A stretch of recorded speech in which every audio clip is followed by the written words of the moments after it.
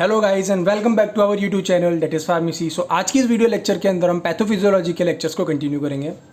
तो पैथोफिजियोलॉजी को पढ़ने से पहले मैं आपको बता दूं कि पैथोफिजियोलॉजी आपको पढ़ना किस बुक से। वैसे तो पैथोफिजियोलॉजी पढ़ने के लिए बहुत सी बुक्स आती हैं, जैसे ठाकुर पब्लिकेशन आती है, निराली पब्लिकेशंस आती है। लेकिन इसके साथ में अगर आपको स्टैंडर्ड बुक से पढ़ना है तो स्टैंडर्ड बुक इसके लिए मानी जाती है हर्ष मोहन। मैं आपको हर्ष मोहन दोनों दिखा देता हूँ।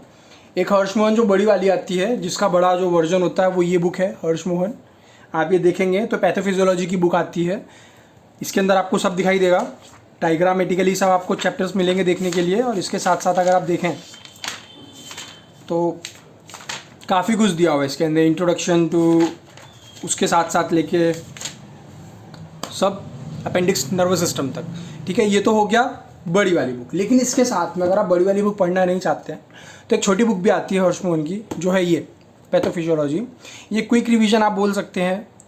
जनरली इसके अंदर आपको क्या मिलेगा, सब कुछ मिलेगा आपको, लेकिन बहुत शॉर्ट टर्म में दिया रहता है। ठीक है, इसके अंदर सब कुछ दिया हुआ, जो बड़ी KDT में है वो सारा का सारा इस छोटी KDT में इसमें दिया हुआ है, मतलब सॉरी हर्ष मोहन के अंदर आपको सारा का सारा देखने को मिल जाएगा। ठीक है, तो आप कोई सी बुक प्रीफर कर सकते हैं। इसके अलावा जैसे कि ठाकुर पब्लिकेशंस की एक बुक आती है, वो ठाकुर पब्लिकेशंस की भी दिखा देता हूँ।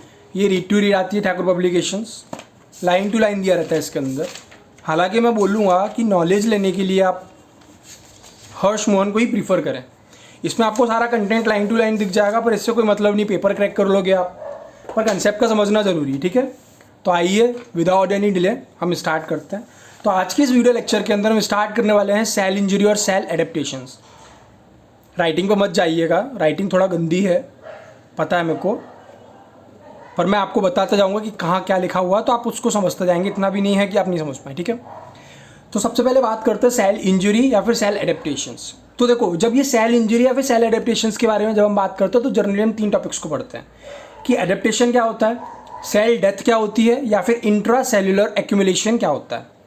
ठीक है, तो सबसे पहले the stimulus causing injury to cell membrane, endoplasmic reticulum, mitochondria और nucleus that leads to change in its function is called cell injury. सबसे पहली बात करते हैं कि सेल इंजरी होती क्या है।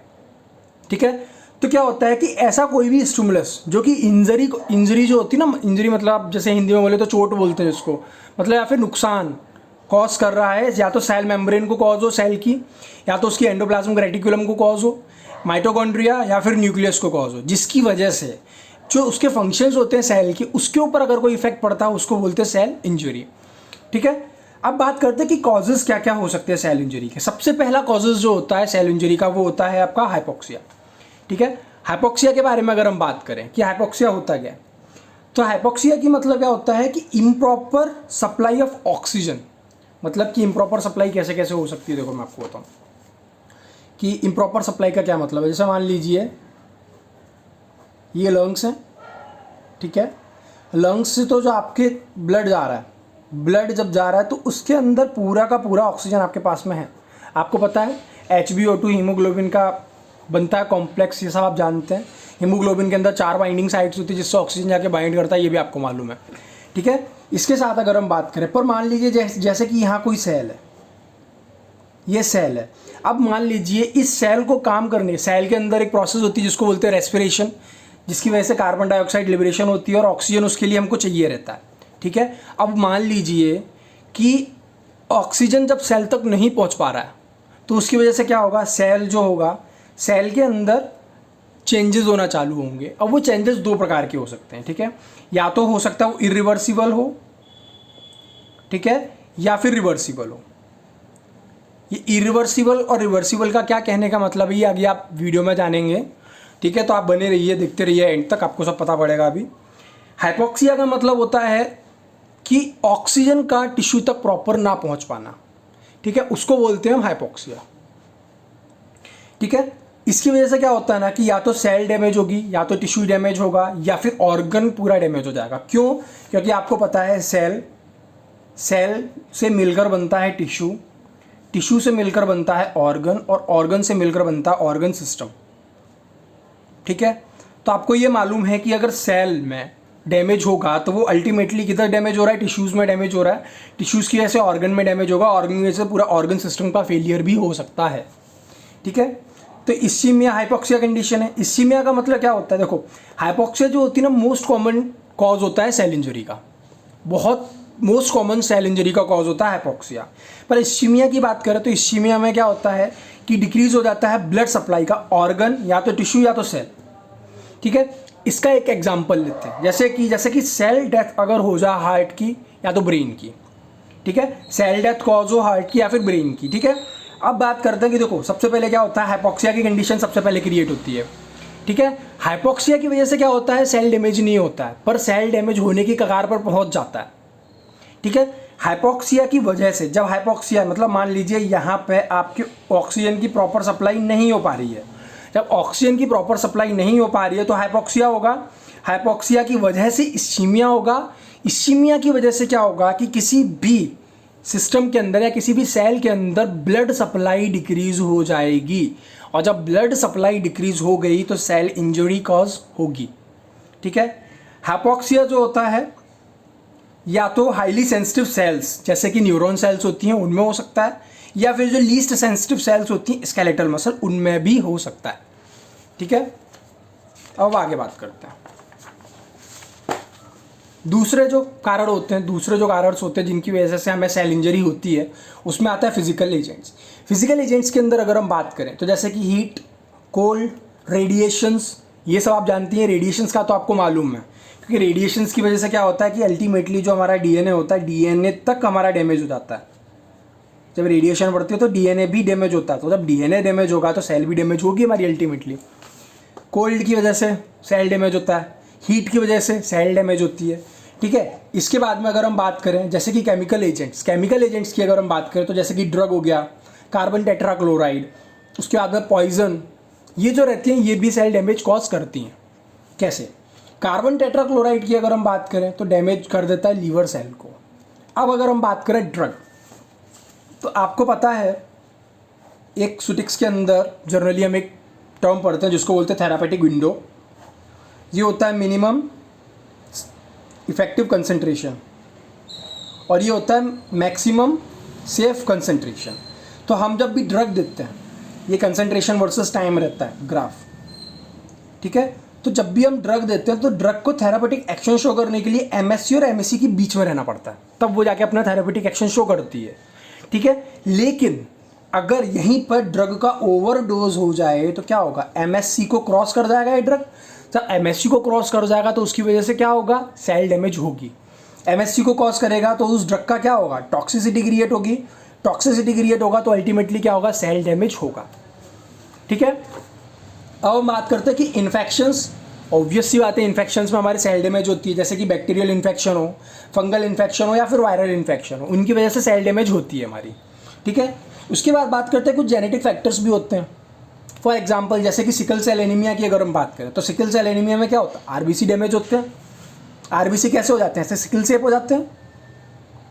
आपको इसका कारण भी पता होगा कि सिकल सेल एनीमिया में आरबीसी का सिकल शेप क्यों हो जाता है। ऑक्सीजन का जो प्रेशर होता है वो कम हो जाता है ऑक्सीजन की टेंशन की वजह से। खैर वो दूसरा टॉपिक है, जब सिकल सेल एनीमिया में इसमें पढ़ेंगे ना तो मैं आपको डिटेल में बताऊंगा कि इसके अंदर होता क्या है। इसके बाद में आता इम्यूनोजेनिक। इम्यूनोजेनिक के अंदर आता है इम्यूनोजेनिक मतलब कि इम्यून सिस्टम से रिलेटेड है। ठीक है, तो इम्यूनोजेनिक में क्या होगा कि जो ऑटो इम्यून डिसऑर्डर्स होते हैं, उन ऑटो इम्यून डिसऑर्डर्स के अंदर हमारी सेल जो होती है वो खुद मारने लग जाती है सेल को। इसमें क्या रहता है ऑटो इम्यून डिसऑर्डर के अंदर कि जो बॉडी है, बॉडी का जो इम्यून सिस्टम है, ये इम्यून सिस्टम बॉडी की सेल्स को ही फॉरेन पार्टिकल समझ के उनके ऊपर अटैक करने लग जाता है और सेल्स को मारने लग जाता है, डैमेज करने लग जाता है। जिस प्रोसेस को हम ऑटोलिसिस भी बोलते हैं। ठीक है, ऑटो का मतलब होता है सेल्फ, लाइसिस का मतलब होता है ब्रेक, मतलब कि खुद की सेल्स को ब्रेक करना, इज कॉल्ड ऑटोलिसिस। ठीक है, न्यूट्रिशनल डीअरेंजमेंट। न्यूट्रिशन डीअरेंजमेंट में क्या होता है कि जैसे कि प्रोटीन अगर डिक्रीज होगा तो प्रोटीन के डिक्रीज होने की वजह से क्या होगा, प्रोटीन एनर्जी मेटाबॉलिज्म बढ़ जाएगा। प्रोटीन डिक्रीज हो रहा है लेकिन प्रोटीन एनर्जी का मेटाबॉलिज्म बढ़ रहा है तो प्रोटीन की खपत जो होगी वो बढ़ती जाएगी। अब जब प्रोटीन का लागत या खपत बढ़ती जाएगी, को प्रोटीन का यूटिलाइजेशन बढ़ जाएगा तो फिर क्या होगा, प्रोटीन कम हो रहा तो अल्टीमेटली डैमेज भी कॉज करेगा वो। प्रोटीन नहीं होगी तो दूसरी सेल्स को मारना चालू करेगी एनर्जी के लिए। लिपिड का मेटाबॉलिज्म जब बढ़ता है, लिपिड कंटेंट बढ़ने लग जाता है तो उसकी वजह से क्या होता है, ओबेसिटी कॉज होता है। विटामिन की डिफिशियंसी आने लग जाती है प्रोटीन की डिक्रीज होने की वजह से। ठीक है, अब हम बात करते हैं मेन टॉपिक जिसको बोलते हैं हम क्या, क्लासिफिकेशन ऑफ सेल इंजरी। ठीक है, सेल इंजरी की अगर हम क्लासिफिकेशन की बात करें तो देखो सबसे पहले यहाँ पे एक बात समझो कि सेल एडेप्टेशन और सेल डेथ दोनों में क्या फ़र्क है। जब सेल एडेप्टेशन होती है मतलब मान लीजिए कि सेल है, सेल के अंदर चेंजेस होंगे, तो सबसे पहले जो सेल की सराउंडिंग में जो चेंज होंगे उनको सेल क्या करेगा, सेल उनको सबसे पहले हमारे मतलब कि उस सराउंडिंग के मुताबिक खुद को चेंज करने की कोशिश करेगा, अडेप्टिबिलिटी लेगा, सबसे पहले अडेप्ट करेगा सराउंडिंग को। तो वही बात है कि सेल एडेप्टेशन सबसे पहले होगा। तो सेल एडेप्टेशन कितने प्रकार के होते हैं, सेल एडेप्टेशन 4 प्रकार के होते हैं, हाइपरट्रॉफी, हाइपरप्लेजिया, एट्रॉफी, मेटाप्लेजिया। ये चारों टर्म का क्या मतलब है आपको डायग्रामेटिकली भी बताऊंगा। ठीक है, इसके बाद में क्या होता है कि सेल एडेप्टेशन जो होती है ये होती है रिवर्सिबल सेल इंजरी। रिवर्सिबल का क्या मतलब है कि सेल इंजरी अगर हो गई है तो ये सेल इंजरी को सेल वापस से रिकवर कर सकता है, और ये जो नॉर्मल सेल थी ये नॉर्मल सेल वापस से रीगेन कर सकती है ये डिफेक्टेड सेल से। ठीक है, ये डिफेक्टेड सेल है और ये क्या है, नॉर्मल सेल। तो जब ये रिवर्सिबल कंडीशन है कि मतलब सेल अब वापस से अपनी नॉर्मल कंडीशन को मेंटेन कर सकता है, गेन कर सकता है, उसको बोलते हैं रिवर्सिबल सेल इंजरी। कि सेल में इंजरी तो हुई पर उसने वापस से रीगेन कर लिया अपने फॉर्म को। दूसरा आता है इरिवर्सिबल सेल इंजरी। सबसे पहले रिवर्सिबल सेल इंजरी अगर लॉन्ग समय तक परसिस्ट करके रखती है तो वो reversible cell injury irreversible cell injury में कन्वर्ट हो जाती है, जिसकी वजह से क्या होता है, सेल के अंदर इंट्रासेल्युलर एक्यूमुलेशन होना चालू होता है, और इस इंट्रासेल्युलर एक्यूमुलेशन की वजह से क्या होता है कि पैथोफिजियोलॉजिकल कैल्सिफिकेशन होना चालू होता है। मतलब क्या है कि सेल है, सेल की डेथ हुई तो उसके अंदर क्या होगा, कैल्सिफिकेशन होना चालू हो जाएगा और सेल अल्टीमेटली क्या हो जाएगा, डेड तो हो ही गया तो वो और डेड हो जाएगा। ठीक है, सेल रिवर्सिबल के बाद में हमने बात करी थी इरिवर्सिबल की। तो इरिवर्सिबल सेल इंजरी जो होती है ना उसको बोलते हैं सेल डेथ। सेल डेथ 4 से 5 प्रकार का होता है, वैसे तो कई प्रकार का होता है पर मेन जो है आप उन पर ध्यान दीजिए। सबसे पहला होता है नेक्रोसिस, एपोप्टोसिस, फेरोप्टोसिस, नेक्रोप्टोसिस और पायरोप्टोसिस। इतने प्रकार की सेल डेथ होती हैं और ये क्या होता है ये हम बाद में बात करेंगे। ठीक है, आप कंसीडर करके चलिए कि एक नॉर्मल सेल है। ठीक है, ये नॉर्मल सेल है, 4 नॉर्मल सेल्स हैं। ठीक है, नॉर्मल सेल्स में क्या होगा, ये तो नॉर्मल सेल है। अब इस नॉर्मल सेल के अंदर क्या क्या हो रहा है देखिए। नॉर्मल सेल का जब साइज, अब ये देख रहे हो ना आप, अब मैंने क्या कर दिया, नॉर्मल सेल का साइज बढ़ा दिया। नॉर्मल सेल का जब सेल का साइज उसके नॉर्मल साइज से ज़्यादा हो जाए तो उसको बोलते हैं हाइपरट्रॉफी। हाइपरट्रॉफी में क्या हो रहा है, सेल का साइज जो हो रहा है ना बढ़ रहा है, इंक्रीज हो रहा है सेल का साइज, पहली बात। दूसरी बात क्या आती है कि 4 सेल थी पर वो 4 सेल बाद में डिवाइड होकर कैसी हो गई, 1 2 छोटी छोटी सेल हो गई, छोटी छोटी सेल्स में कन्वर्ट होगी पर उनका अमाउंट बढ़ गया। मतलब एक इतनी बड़ी सेल थी ये टूट के छोटी छोटी सेल्स में डिवाइड हो गई, तो इसको बोलते हैं हाइपरप्लेजिया। प्लेजिया का जो मतलब है, प्लेजिया का मतलब होता है काउंट का इंक्रीज होना, ट्रॉफी का मतलब होता है साइज का इंक्रीज होना। आई होप समझ में आया होगा। अब बात करते हैं इसके बाद मेटाप्लेजिया कि मेटाप्लेजिया क्या होता है। ठीक है, हाइपरप्लेजिया के अंदर क्या होगा, सेल का काउंट बढ़ जाएगा, हाइपरट्रॉफी में सेल का साइज बढ़ जाएगा। मेटाप्लेजिया में क्या होगा कि जैसे मान लीजिए सेल कैसी थी, ये नॉर्मल सेल थी। ठीक है, नॉर्मल सेल मान के चलिए, नॉर्मल सेल है। अब ये जो सेल है ये परफॉर्म करती है किसी और फंक्शन को। ठीक है, पर क्या हो गया कि ये सेल का टाइप जो वो टाइप ही चेंज हो गया, इस तरह से सेल बन गई। कैसी थी पहले स्क्वायर शेप में सेल्स थी, अब बाद में कैसी कन्वर्ट हो गई, वो सर्कुलर शेप में सेल कन्वर्ट हो गई। तो मतलब क्या हुआ, सेल का टाइप चेंज हो गया, मतलब कि चेंज क्या हो गया, सेल का टाइप चेंज हो गया, तो उसको बोलते हैं मेटाप्लेजिया। ठीक है, अब बात करते हैं डिस्प्लेजिया। तो डिस्प्लेजिया में क्या होता है कि ये नॉर्मल सेल थी, ठीक है। नॉर्मल सेल के बाद में क्या होगी, नॉर्मल सेल एबनॉर्मल सेल में कन्वर्ट होगी। साइज उतना ही रहा पर ये क्या हो गया, ये एबनॉर्मल सेल में कन्वर्ट हो गई, उसको बोलते हैं डिस्प्लेजिया, ठीक है। इसके अंदर क्या होता है कि जो सेल फंक्शंस होते हैं, सेल के फंक्शंस जो होते हैं changes, cell function gets changes which causes cancer of cell, ठीक है, जिसकी वजह से क्या हो रहा है, सेल का कैंसर होने लग गया। इसके बाद में आता है एट्रोफी। ये ट्रॉफी नाम से ही समझ में आ रहा होगा, ए ट्रॉफी है। ट्रॉफी का मैंने क्या बताया था कि ट्रॉफी का क्या मतलब होता है, सेल का साइज बढ़ना। लेकिन अब यहाँ पे आ रहा है ए ट्रॉफी। ए ट्रॉफी मतलब कि सेल का साइज नहीं बढ़ रहा, उसका उल्टा होगा, समझे। मतलब कि क्या होगा कि सेल का साइज जो होगा ना वो डिक्रीज हो जाएगा, ठीक है। तो ये होती हैं नॉर्मल सेल से। आप समझ गए होंगे कि hypertrophy, hyperplasia, atrophy, metaplasia, dysplasia क्या होता है, ठीक है। अब हम बात करते हैं नेक्स्ट। अब अभी तक आपने देखी सेल डेथ के टाइप, यहाँ पे देखे हाइपर सेल टाइप्स देखे, डेथ के एडेप्टेशंस के टाइप देखे, इनका मतलब देखा कि ये होता क्या है, ठीक है। अब हम बात करते हैं कि सेल एडेप्टेशन क्या होती है। सेल एडेप्टेशन की अगर हम बात करें तो सेल में एडेप्टेशंस हो रहे हैं। सेल एडेप्टेशंस हमने कितने प्रकार की पढ़ी, 4 5, हाइपरट्रॉफी, हाइपरप्लेजिया, एट्रॉफी, मेटाप्लेजिया और डिस्प्लेजिया। अब हम बात करते हैं सेल एडेप्टेशंस की, ठीक है। तो सेल एडेप्टेशंस में हम यहाँ पे ख़त्म करेंगे टॉपिक आज का, सेल एडेप्टेशन का ख़त्म करके, ठीक है। तो सबसे पहले बात करते हैं हाइपरट्रॉफी कि हाइपरट्रॉफी होता क्या है। तो हाइपरट्रॉफी में क्या होता है ना, सेल का साइज जो होता है वो बढ़ जाता है। अब जब सेल का साइज बढ़ रहा है तो सीधी बात है ना कि सेल का साइज बढ़ रहा है तो क्या होगा, ऑर्गन का साइज बढ़ेगा, ठीक है ना। मान लीजिए 10 सेल थी, 10 सेल इतनी छोटी छोटी 10 सेल थी, ठीक है। अब इनका साइज बड़ा हो गया है, ऐसा इतने बड़े बड़े साइज के हो गए। तो आपको लग रहा है कि क्या ये जो ऑर्गन पहले इतना छोटा सा था वो इतना छोटा ही रहेगा, नहीं ना, उसका क्या होगा, उसका साइज बढ़ जाएगा, इतने से वो इतना बड़ा हो जाएगा। तो एनलार्जमेंट हुआ, ठीक है। हाइपरट्रॉफी 2 कंडीशन की वजह से भी, एक कंडीशन जो होती है इसकी कि क्यों होता है वो आपको बताता हूँ कि कॉजेज में अभी देखते हैं, चलिए ठीक है देखते हैं, ठीक है। इसमें क्या होता है कि सेल का नंबर नहीं बढ़ता है, ठीक है। ये यूजुअली नॉन डिवाइडिंग और परमानेंट सेल के अंदर होता है।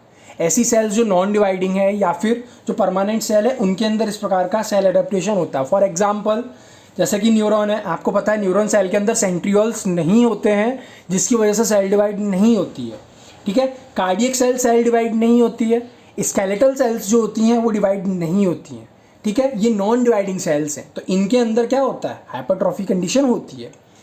कॉजेज क्या होते हैं हाइपरट्रॉफी के अगर हम देखें तो 2 प्रकार के कॉज हो सकते हैं, या तो फिजियोलॉजिकल कॉज हो सकते हैं या फिर पैथोलॉजिकल कॉज हो सकते हैं, ठीक है।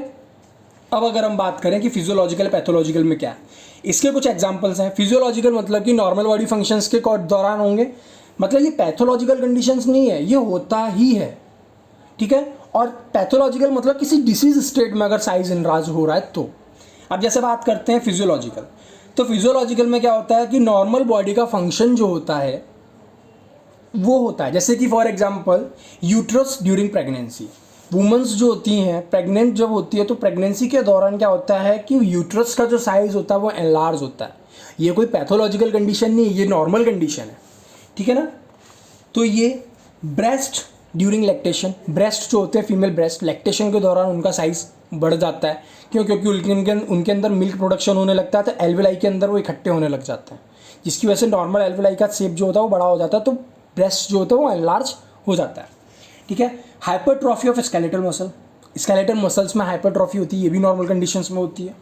एथलीट्स बॉडी इन मतलब कि क्या होता है कि स्केलेटल मसल्स की हाइपरट्रॉफी होती है, साइज बढ़ जाता है। आप देखते हैं कि नॉर्मल बॉडी बिल्डर्स जो होते हैं, बॉडी बिल्डर्स क्या बॉडी देखेंगे, बाइसेप्स ट्राइसेप्स अगर आप देखेंगे तो उनका साइज़ जो रहता है वो बढ़ा हुआ रहता है। ये नॉर्मल कंडीशन है, कोई पैथोलॉजिकल कंडीशन नहीं है, ठीक है। तो ये क्या है, ये हाइपरट्रॉफी हो रही है स्केलेटल मसल की, ठीक है।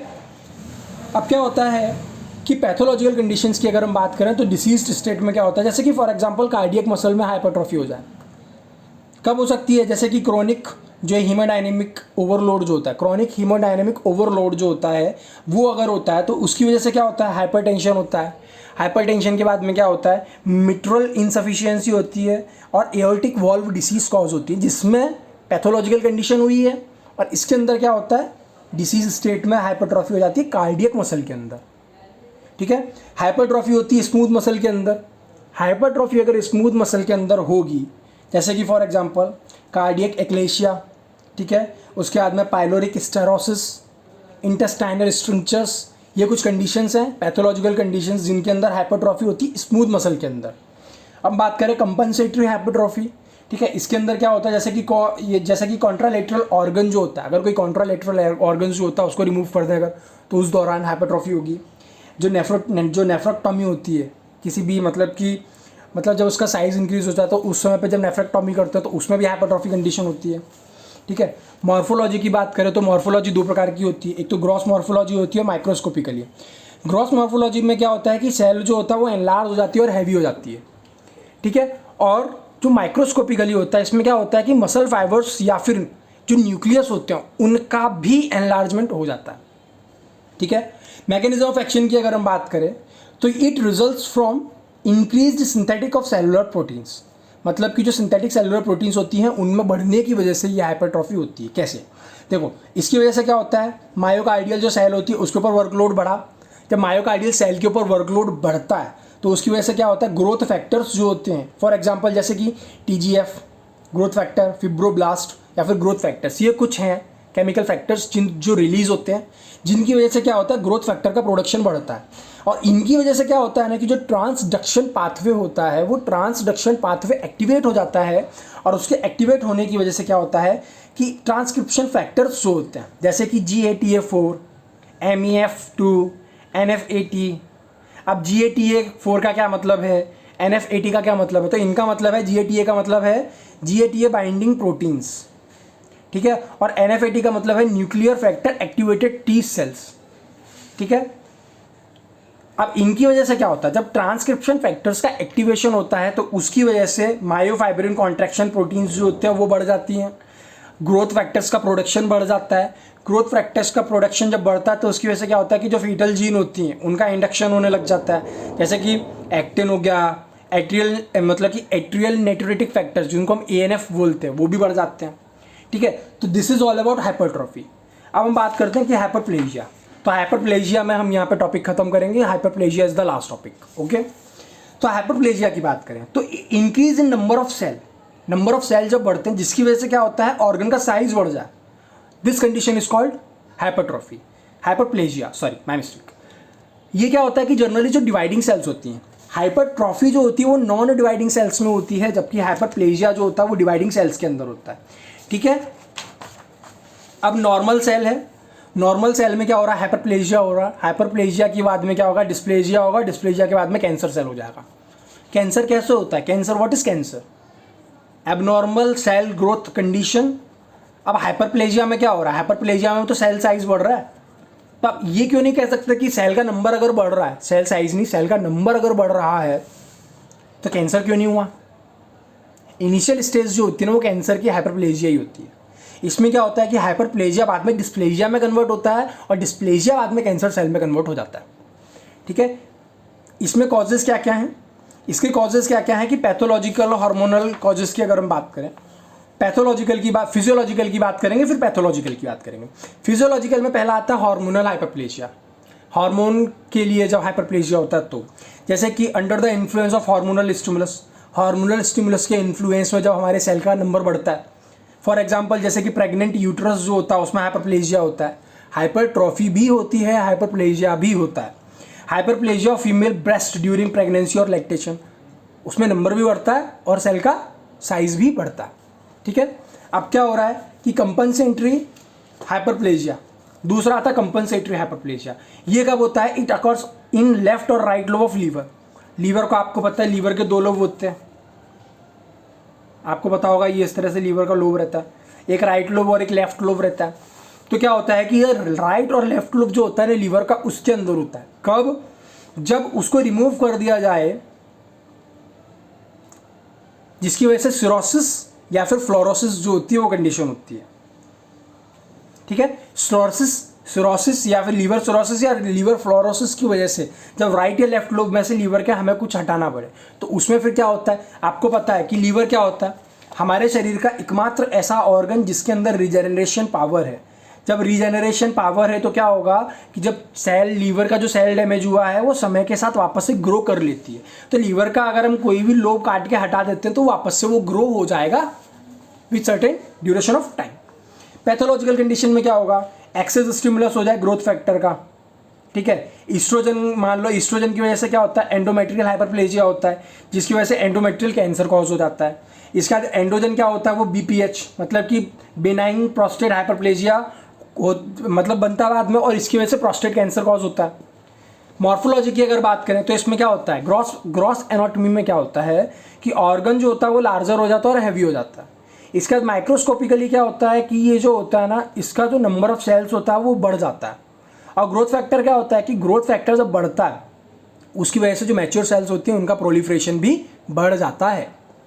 प्रोसेस की बात करें तो ग्रोथ फैक्टर रिलीज हुए जिसके बाद में वो रिसेप्टर, जैसे कि मान लीजिए क्या हुआ कि ये जो सेल है, आपको पता है फॉस्फोलिपिड की सेल मेम्ब्रेन बनी हुई होती है, कुछ इस तरह से दिखता है सेल का स्ट्रक्चर मेम्ब्रेन का, राइट। इंट्रिंसिक प्रोटीन्स रहती है ये, ठीक है, और इसके बाद में ये अंदर ऐसे आपको लेयर दिखाई देती है, इसी तरह से दिखती है ना कुछ सेल की लेयर। तो ये जो इंट्रिंसिक प्रोटीन्स हैं, ये व्हाट आर दिस प्रोटीन्स, क्या होते हैं, receptors. What is receptor, intramolecular जो मतलब मैक्रोमोलिक्यूलर प्रोटीन्स होती है उन्हीं को तो रिसेप्टर्स बोलते हैं हम। तो रिसेप्टर्स जो हैं, इन रिसेप्टर्स की वजह से क्या हो रहा है, इन रिसेप्टर्स की वजह से जब हमारे क्या हो रहा है कि ईस्ट्रोजन जैसे कि ग्रोथ फैक्टर जब रिलीज हुए, तो ये ग्रोथ फैक्टर जाके रिसेप्टर पे जाके बाइंड होते हैं। इनके बाइंड होने की वजह से क्या होता है, ये सिग्नलिंग पाथवे को एक्टिवेट कर देते हैं जिसकी वजह से प्रोलिफरेशन होता है मैच्योर सेल का। तो यहाँ पे आज की इस टॉपिक के अंदर हमने कवर करा कि सेल एडेप्टेशन क्या होता है, सेल इंजुरी क्या होती है, ठीक है, और उसके अंदर हमने सेल एडेप्टेशन में दो टॉपिक्स, हाइपरट्रॉफी और हाइपरप्लेजिया, इनको हमने अच्छे से देखा। ठीक है, ये जीपैट पॉइंट ऑफ व्यू से काफ़ी इंपॉर्टेंट पॉइंट्स हैं, इन पर ध्यान दीजिएगा। आई होप आज का आपको मेरा वीडियो लेक्चर आपको समझ में आया होगा।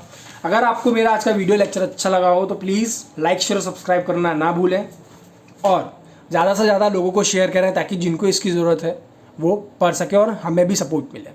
तो मिलते हैं आप लोगों से नई वीडियो लेक्चर के अंदर, तब तक के लिए stay safe and stay happy. Bye bye guys.